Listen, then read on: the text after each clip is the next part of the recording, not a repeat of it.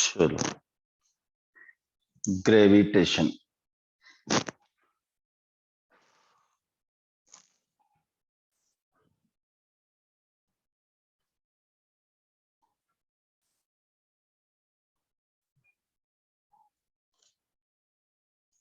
और ग्रेविटेशन के बारे में जब अपन पढ़ेंगे, इसका मतलब कि हम एक ऐसे फोर्स के बारे में पढ़ रहे हैं जो दिखने में तो बहुत बड़ा है, लेकिन दुनिया का सबसे छोटा फोर्स होता है। नहीं, कोई भी चीज इस पेन को अगर मैं यहां से छोड़ दूंगा, ये सीधा नीचे गिरेगा, क्योंकि धरती माता इसे खींच लेगी। ठीक है ना। तो दिखता भी तो है बहुत तेज, लेकिन दुनिया का सबसे अगर कोई छोटा फोर्स है तो वो ग्रेविटेशन फोर्स है। सबसे हल्का फोर्स ग्रेविटेशन होता है। ठीक है ना। और ये केवल अट्रैक्शन का फोर्स होता है। इसके बारे में अपन बात करेंगे। पूरे यूनिवर्स की बात करूंगा थोड़ी थोड़ी, तो कि सारा यूनिवर्स में कैसे प्लेनेट होते हैं, कैसे सैटेलाइट होते हैं, नहीं, ये कैसे अट्रैक्शन लगाते हैं एक दूसरे के ऊपर, वो सारी चीजें पढ़ेंगे। तो चैप्टर का नाम है हमारा ग्रेविटेशन।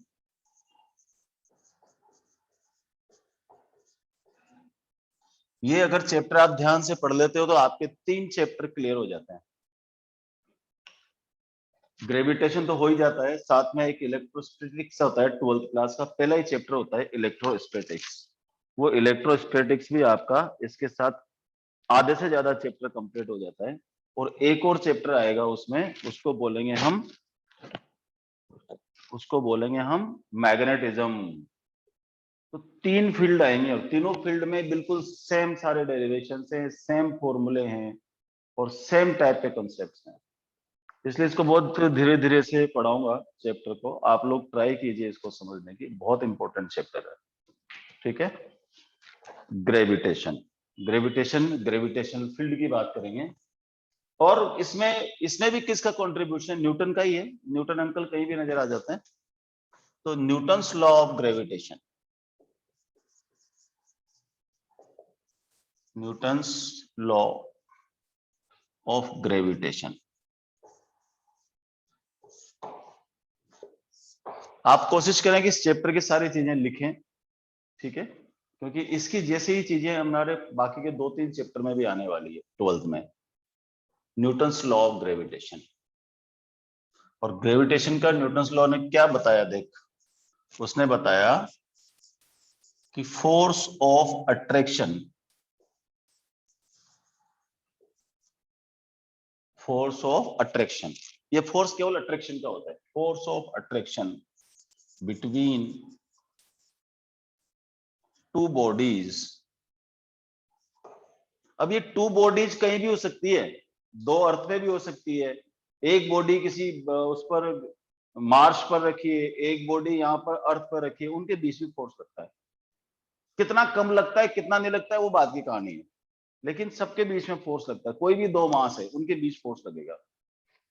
तो force of attraction between two bodies is directly proportional to multiplication of their masses, multiplication of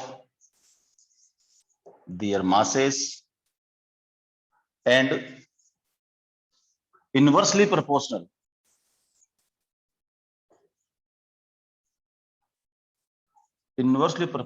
to the square of distance between them.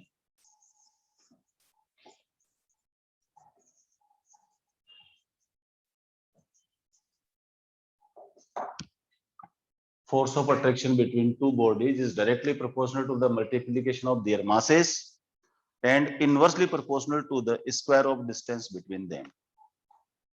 ठीक है।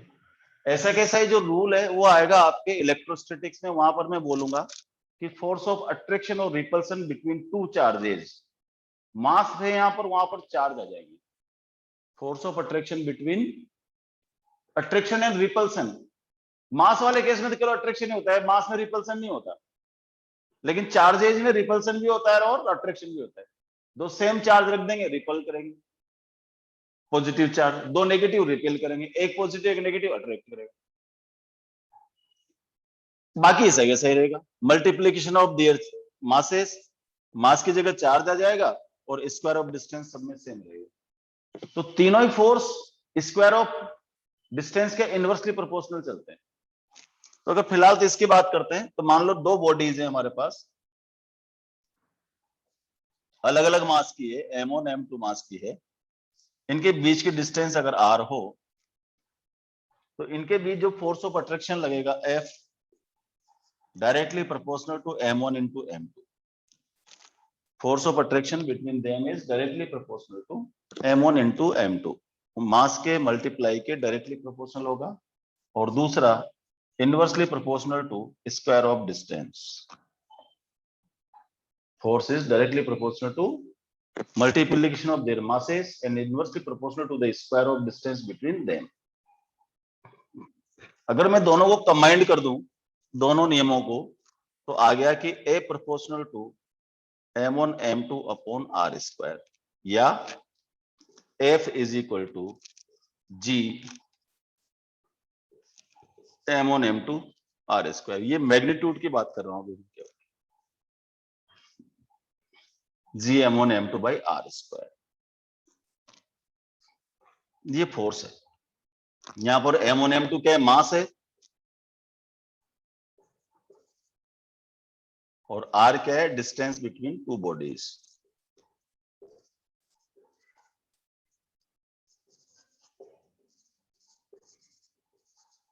ये बात नोट करो फटाफट, ये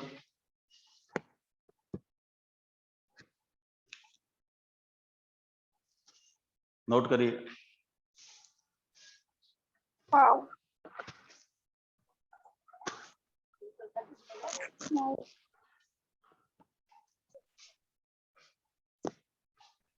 साक्षी माइक्रोफोन बंद कर बेटा।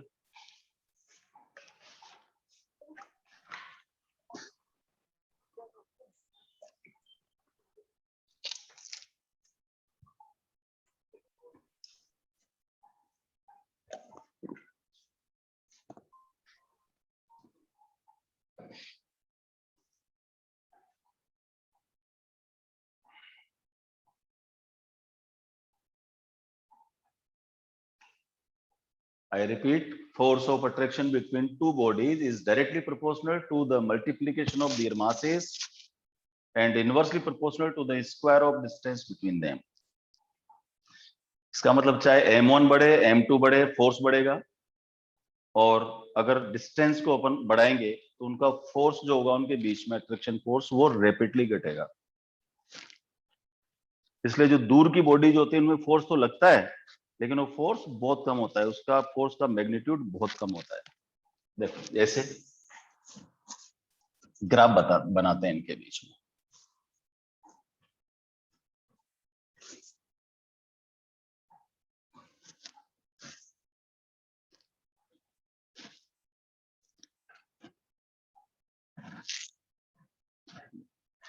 डायरेक्टली प्रोपोर्शनल का ग्राफ बनाना तो आपको सबको आता है। डायरेक्टली प्रोपोर्शनल का ग्राफ तो सीधा बना देंगे भाई, ये लो सर, कोई दिक्कत नहीं है।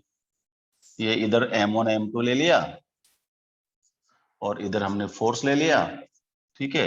ये डायरेक्टली प्रोपोर्शनल आ जाएगा, इसको बोलेंगे A proportional to m1 into m2। 45 degree पर एक स्ट्रेट लाइन आ जाएगी जो शो करेगा कि चाहे हम m1 को इंक्रीज करें चाहे m2 को इंक्रीज करें, दोनों में से किसी को भी इंक्रीज करेंगे तो इसका मतलब m1 into m2 इंक्रीज होगा, और m1 into m2 इंक्रीज होगा तो फिर क्या होगा? फोर्स भी इंक्रीज होगा। ठीक है ना। जैसे जैसे मास जितने बड़े होंगे उतना ही ज्यादा फोर्स लगेगा और डायरेक्टली प्रोपोर्शनल लगेगा। चाहे आप m1 बढ़ाएं चाहे m2 बढ़ाएं, m1 है m2 में से किसी को भी बढ़ाएंगे तो m1 into m2 बढ़ेगा, m1 into m2 बढ़ेगा तो इसका मतलब उनके बीच में फोर्स ऑफ अट्रैक्शन भी इंक्रीज होगा। ये तो पहला ग्राफ है। दूसरा देखो, दूसरा ग्राफ है कि inversely proportional to square of distance. यहां पर थोड़ी सोचने वाली बात है। मैं दो तरह के ग्राफ बताता हूं आपको और दोनों से अपन समझने की कोशिश करते हैं। देखो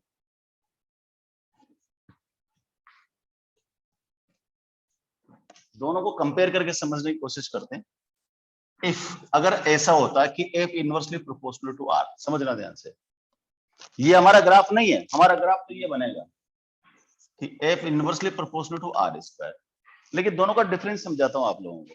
देखो अगर मैं इसके पॉइंट निकालूं तो r इज इक्वल टू 1 पर f इज इक्वल टू 1 होता, r इज इक्वल टू 2 कर दूंगा तो f इज इक्वल टू 1/2, 1/2 का मतलब क्या हो गया 0.5। r इज इक्वल टू 3 करता हूं तो 1/3 और 1/3 का मतलब हो गया 0.33। r इज इक्वल टू 4 करूंगा तो f इज इक्वल टू हो गया 1/4, 1/4 का मतलब 0.25।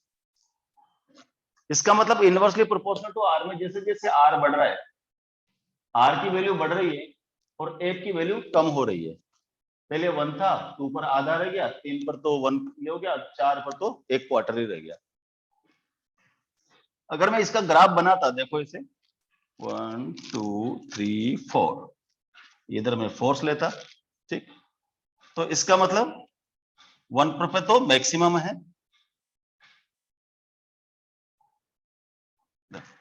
1 पर तो मैक्सिमम फोर्स है, 2 पर आधा रह गया, देखो ये आधा रह गया, 3 पर ये, और 4th पर तो क्वार्टर रह गया। इसका मतलब इसका जो ग्राफ आया वो इस तरह का आया।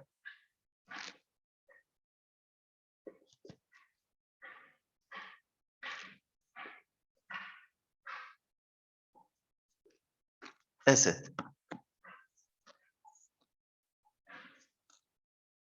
ऐसे कम होता जाएगा और यहां से फिर आगे कम होता जाएगा 1 2 3 4।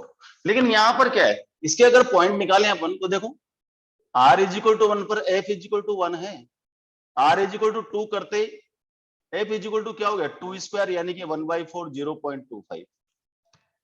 तो स्क्वायर ऑफ डिस्टेंस में जैसे अपन डिस्टेंस को डबल करते हैं, जैसे डिस्टेंस को डबल मतलब यहाँ पर r को 2 कर दिया, 2 कर दिया तो हमारा फोर्स कितना रह गया, देखो एक 1 क्वार्टर फोर्स रह गया। क्लियर नहीं, r इज इक्वल टू 3 रखूंगा, बेटा क्लियर है यहाँ से,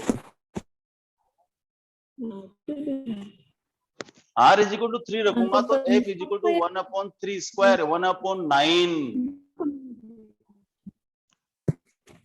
0.1 रह गया, देखो।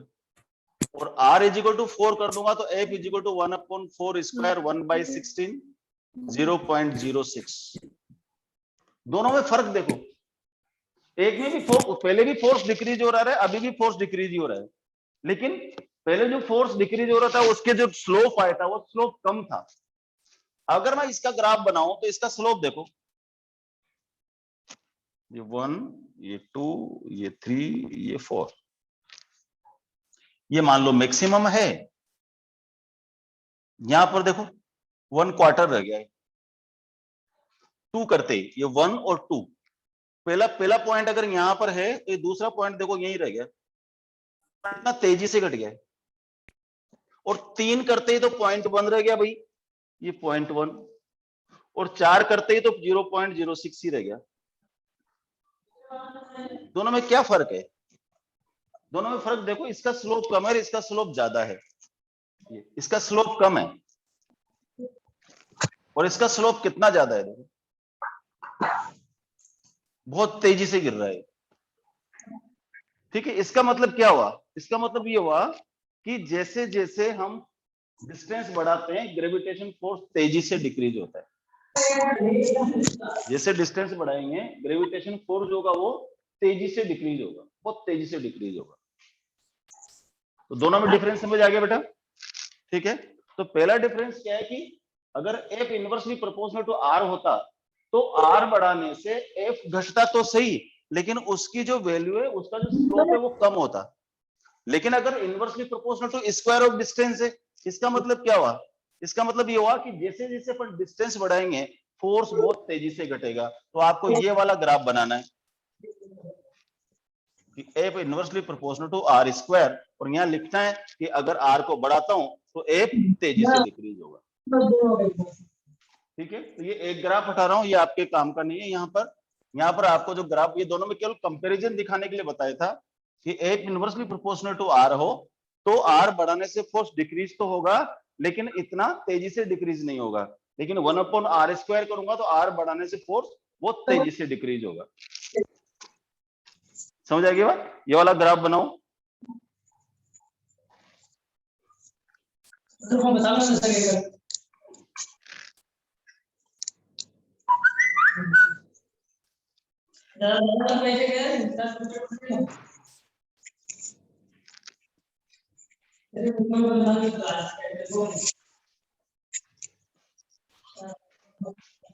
माइक्रोफोन बंद कर, आवाज आ रही, माइक्रोफोन।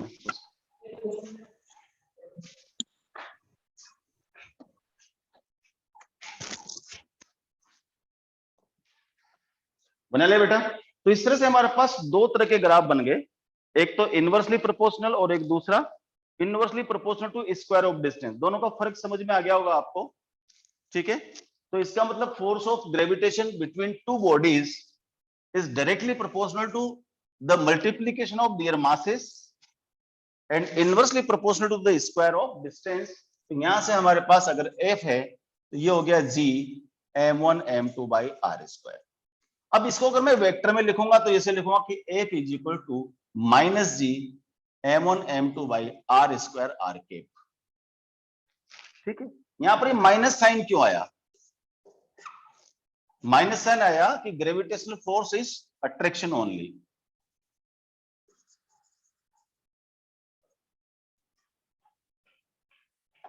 ग्रेविटेशन फोर्स कौन सा फोर्स है? Attraction force. अगर प्लस आता है तो रिपल्सन होता है, माइनस आता है तो अट्रैक्शन होता है। और जहां पर प्लस और माइनस दोनों आ जाए वहां पर फोर्स ऑफ अट्रैक्शन भी होगा और फोर्स ऑफ रिपल्सन भी होगा। ये बात याद रखनी सबको। अगर वेक्टर लगाने के बाद में, यहां वेक्टर लगाने के बाद में यहां पर प्लस लिखूंगा तो रिपल्सन, केवल माइनस लिखूंगा तो अट्रैक्शन, और प्लस और माइनस दोनों लिख दूंगा तो वो फोर्स अट्रैक्शन का भी होगा, रिपल्सन होगा। जैसे मान लो ये एफ इलेक्ट्रिक होता तो एफ इलेक्ट्रिक में लिखता प्लस माइनस 1/4πε0, जो वहां पर कांस्टेंट होता है, Q1 Q2 by R square R cap, ऐसा आएगा वहां पर। इसका मतलब है कि Q1 Q2 क्या है? यहाँ पर चार्ज, चार्ज के बीच में फोर्स ऑफ रिपल्सन भी होता है, चार्ज के बीच में फोर्स ऑफ अट्रैक्शन भी होता है। वो डिपेंड करता है कि चार्ज का नेचर क्या है। सेम नेचर है रिपल्सन होगा, अपोजिट नेचर है तो अट्रैक्शन होगा। तो force of electric force attraction का भी होता है, रिपल्सन का भी होता है। दो मैग्नेट रख दें, दो मैग्नेट के बीच में भी जो फोर्स लगता है वो अट्रैक्शन का भी होता है और रिपल्सन का भी होता है। क्योंकि अगर दोनों नॉर्थ पोल रखेंगे तो रिपल्सन होगा, दोनों साउथ पोल रखेंगे तो रिपल्सन होगा, लेकिन अगर एक नॉर्थ और एक साउथ रखें तो फिर क्या होगा? अट्रैक्शन होगा। ठीक है, तो जो इलेक्ट्रिक फोर्स है और मैग्नेटिक फोर्स है, ये फोर्स रिपल्सन के भी हो सकते हैं, अट्रैक्शन के हो सकते हैं, लेकिन ग्रेविटेशन फोर्स कौन सा होगा? केवल अट्रैक्शन का ही होगा। और माइनस जो यहां लगाया मैंने अट्रैक्शन के लिए ही लगाया है। तीसरी बात समझो, यहां पर जो जी है, ये बड़ा जी, दो तरह के जी आएंगे यहां पर। बड़ा जी इसको बोलते हैं कांस्टेंट ऑफ ग्रेविटी।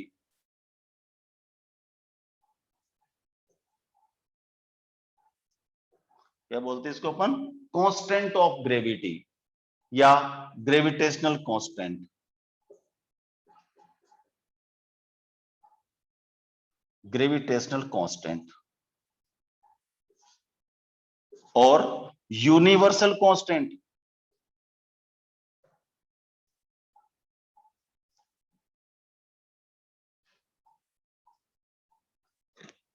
ये जो जी है इसको यूनिवर्सल कांस्टेंट भी बोलते हैं अपन। और यूनिवर्सल कांस्टेंट का मतलब ये होता है कि उसकी वैल्यू पूरे यूनिवर्स में कहीं भी चेंज नहीं होती है। जी को आप अर्थ पे कैलकुलेट करोगे तब भी यही आएगा, जी को आप मार्स पे कैलकुलेट करोगे तब भी आएगा, जुपिटर करोगे तब भी यही आएगा। किसी भी प्लेनेट पे चले जाओ आप, पूरे यूनिवर्स में जी की वैल्यू में कोई चेंज नहीं होगा।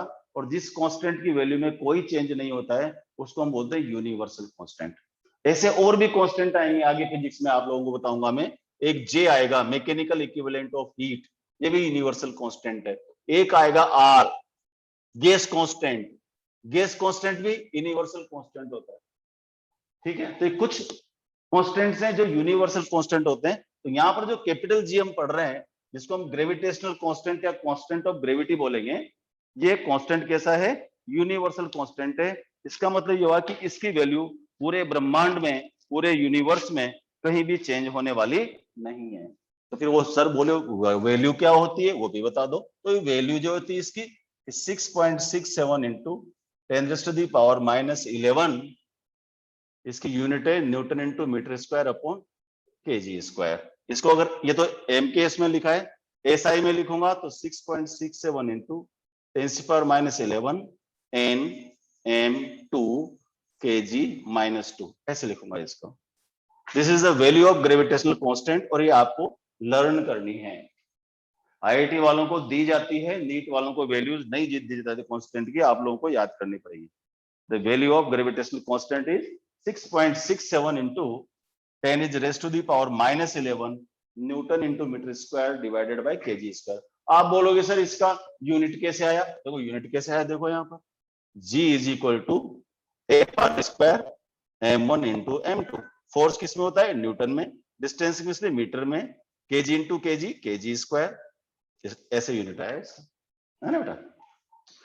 सर डायमेंशन भी होने चाहिए ना, डायमेंशन भी देखो। फोर्स की डायमेंशन क्या होती है? m1 l1 t-2। डिस्टेंस हो गया l2 और kg2 क्या हो गया? m2। इसको सोल्व कर दो तो m-1 l3 t-2। ये ग्रेविटेशनल कांस्टेंट की डायमेंशन होती है। ग्रेविटेशनल कांस्टेंट की डायमेंशंस भी पूछी गई है, ग्रेविटेशनल कांस्टेंट का यूनिट भी पूछा गया है और वैल्यू तो आपको याद होनी ही चाहिए। तो तीनों चीजें आप नोट कर लो। G is constant of gravity or gravitational constant whose value is 6.67 into 10⁻11 Newton into meter square upon kg square, and the dimension of gravitational is given by m-1 l3 t-2।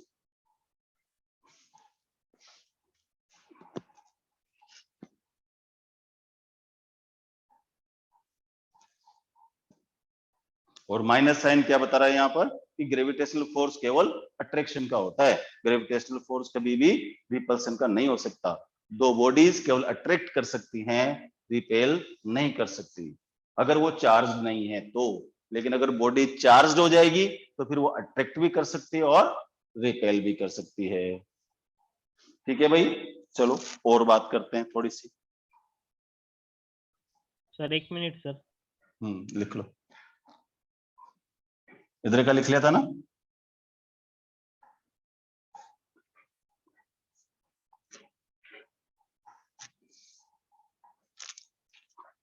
Chat में 3 message किस किस के हैं भाई? Sir your voice is, क्या हुआ मेरी voice को? अच्छी है, बढ़िया आवाज। क्षितिज बोल रहा है ब्लर दिख रहा है, भाई मुझे तो बहुत क्लियर दिख रहा है क्षितिज। Check your internet.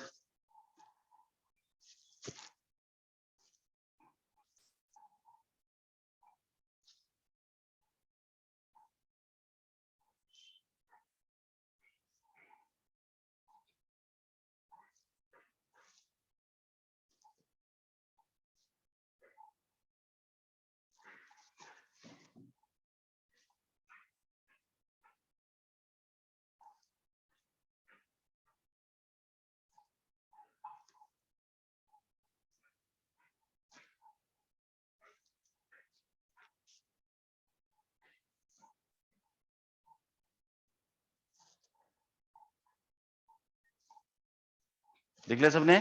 आगे चले, चलो। एक फॉर्मूला बेस्ड क्वेश्चन करो सबसे पहले इसका।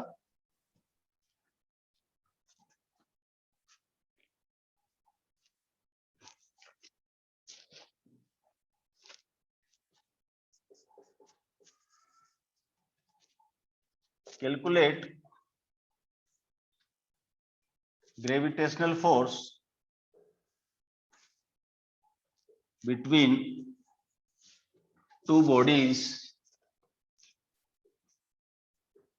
of mass 20 kg and 500 gram placed at 5 centimeter apart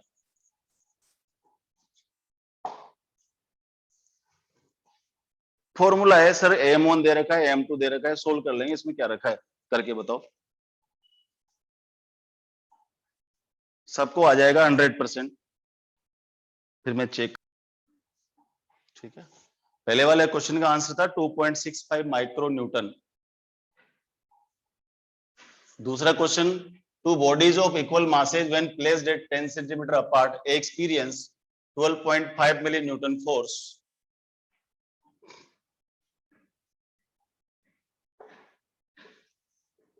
Each mass is equal to.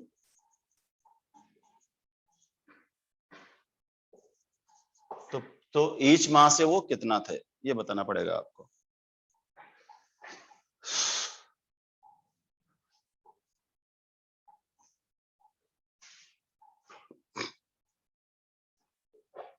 Given में आ जाओ. अब की बार चेंज करना नहीं भूलना. r 10 सेंटीमीटर है, 10 सेंटीमीटर को कन्वर्ट करो 10⁻⁻² मीटर या 10⁻⁻1 मीटर. ये तो r हो गया. जी आप जानते हो 6.67 into 10⁻11 newton into metre square upon kg square. और क्या दे रखा है? मास सेम दे रखे हैं. m1 और m2 दोनों की जगह m रख दो. ठीक है. और कैलकुलेट करके बताओ. फोर्स दे रखा है F इजिकल 12.5 मिली न्यूटन है. इसको कन्वर्ट करना पड़ेगा आपको. 12.5 इंटू 10⁻³ न्यूटन. मिली को मतलब 10⁻³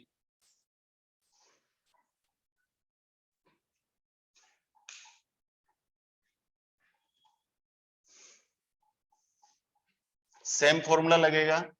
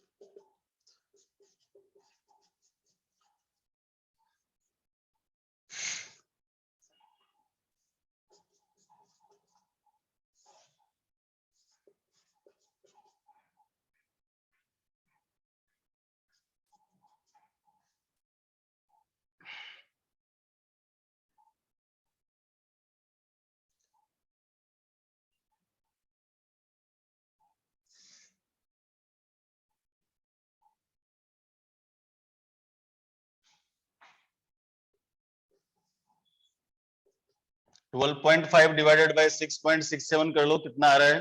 अप्रोक्सीमेट ले लेना.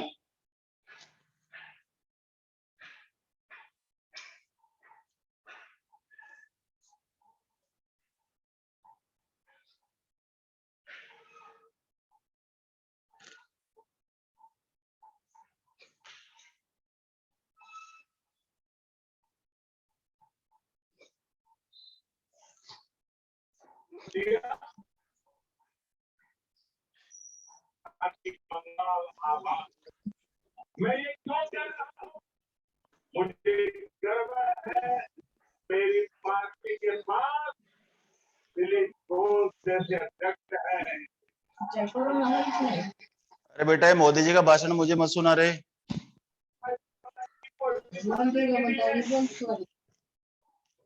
पिछले कई वर्षों से दिलीप घोष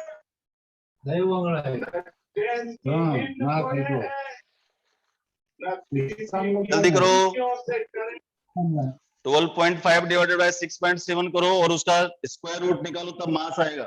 पेट्रोल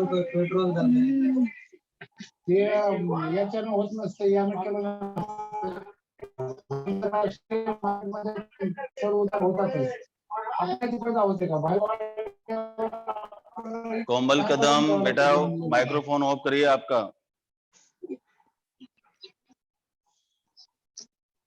हे काढणं भूलने होतं का नुसतं?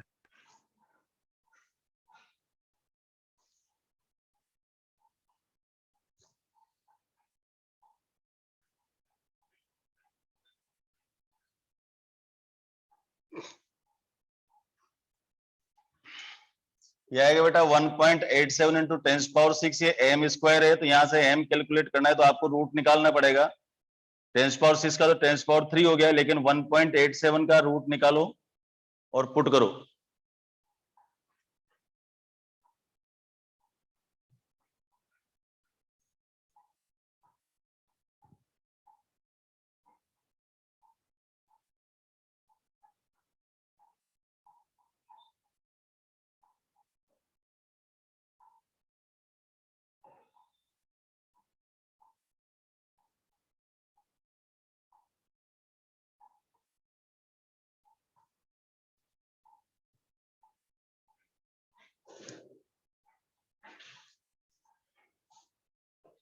तो m is equal to 1.36 something आ जाएगा, 10⁻³ तो 136 kg। और अब बाप रे, बताओ ध्यान से देखो इसको, एक्सप्रेशन को। इसका मतलब 136 kg के दो वेट को अपन इतनी दूरी पर रखेंगे तो उनके बीच में फोर्स कितना सा लगेगा, 12.5 मिली न्यूटन। तो देखो कितना कम फोर्स होता है, ये बताना चाह रहा हूं मैं तुम्हें, बहुत कम फोर्स होता है।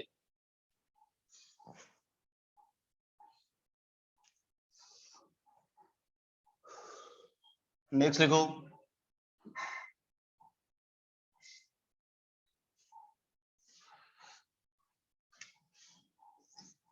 At what distance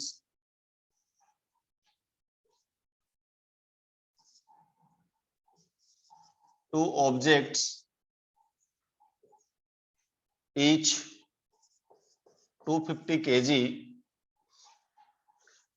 are placed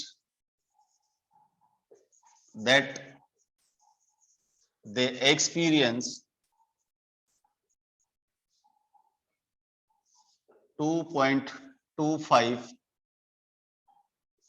micronewton force।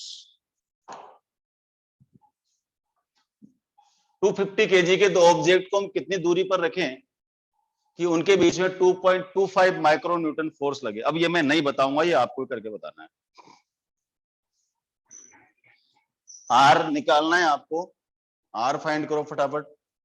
पहले यूनिट्स चेंज करो, यूनिट्स चेंज करके ही करना, यूनिट चेंज करके नहीं करोगे तो गलत हो जाएगा।